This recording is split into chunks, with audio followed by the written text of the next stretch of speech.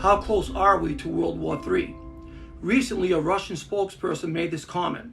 A nuclear conflict will affect absolutely the whole world, not only Russia and the collective West, but every country on this planet.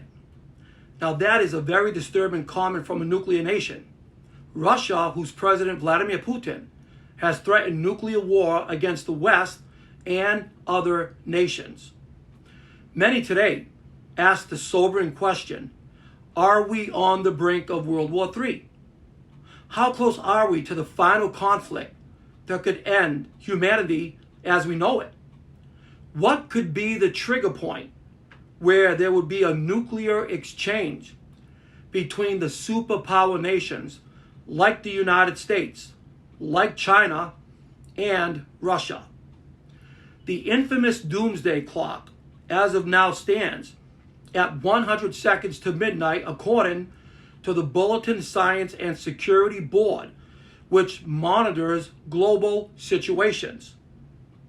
Bulletin Science and Security Board condemns the Russian invasion of Ukraine, and with this invasion set the Doomsday Clock at 100 seconds to midnight.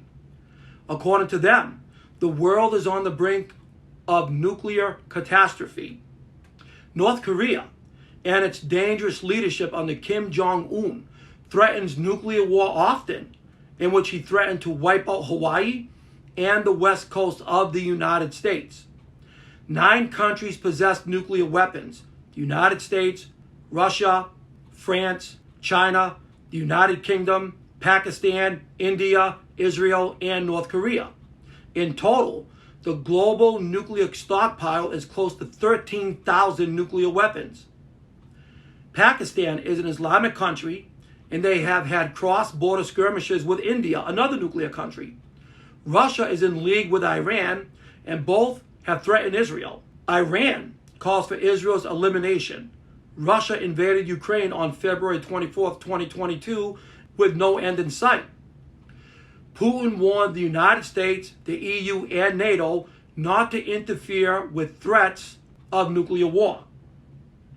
Zechariah chapter 14 records the day of the Lord, Yom Adonai in Hebrew, when God will intercede in the affairs of the nations of this world. The divine intervention of the nations of the world, according to Bible prophecy. Zechariah 14 records the second coming of Yeshua the Messiah to earth at the end of the 70th week of Daniel's prophecy or tribulation period, to meet the nations head on and judge them. We know Zechariah 14 is recording the second coming of Jesus the Messiah back to this earth because of what we read in Zechariah chapter 14 verses 4 and 5. His feet touch the Mount of Olives, and he returns with his saints. It reads specifically this way: and his feet shall stand in that day upon the Mount of Olives, which is before Jerusalem on the east. And the Mount of Olives shall cleave in the midst thereof, toward the east and toward the west. And there shall be a very great valley, and half the mountain shall remove toward the north, and half of it toward the south. We read in verse 5, and ye shall flee to the valley of the mountains, for the valley of the mountains shall reach unto Azal. Yea, ye shall flee, like as ye fled from before the earthquake in the days of Uzziah, king of Judah. And the Lord my God shall come, and all the saints with thee. So obviously that is a second coming passage of Jesus the Messiah back to this earth at the end of the tribulation period.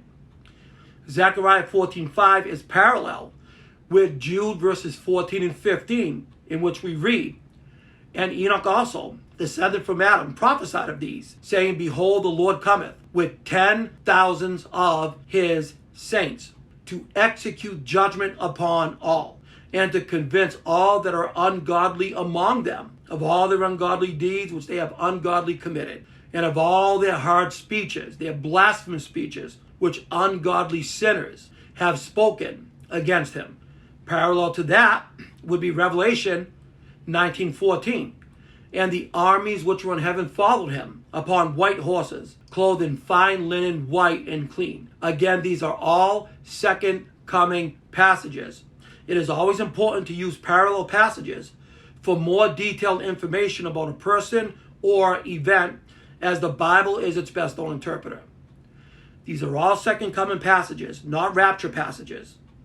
Jesus returns to earth with his raptured saints that he raptured 7 years earlier.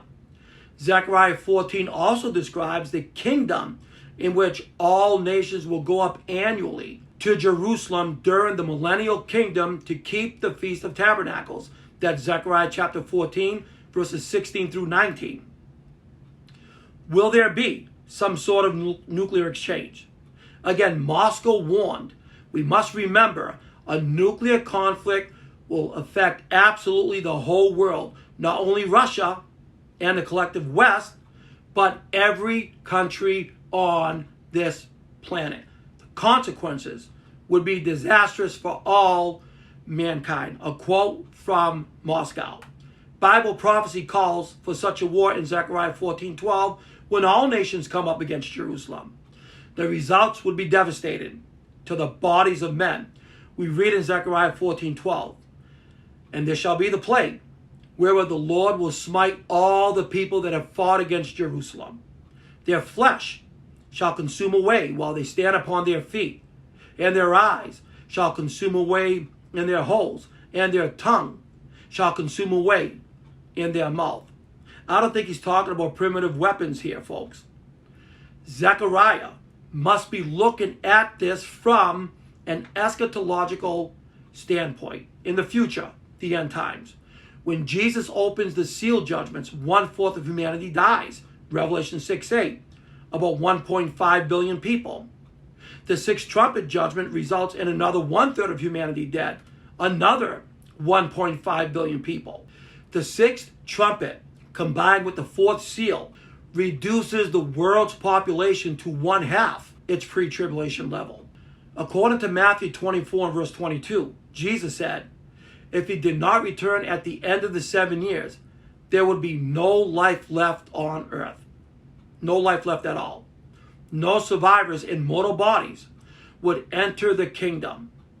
Jesus returns to put an end to the carnage and establish his kingdom for 1,000 years from the holy city of Jerusalem as earth's capital.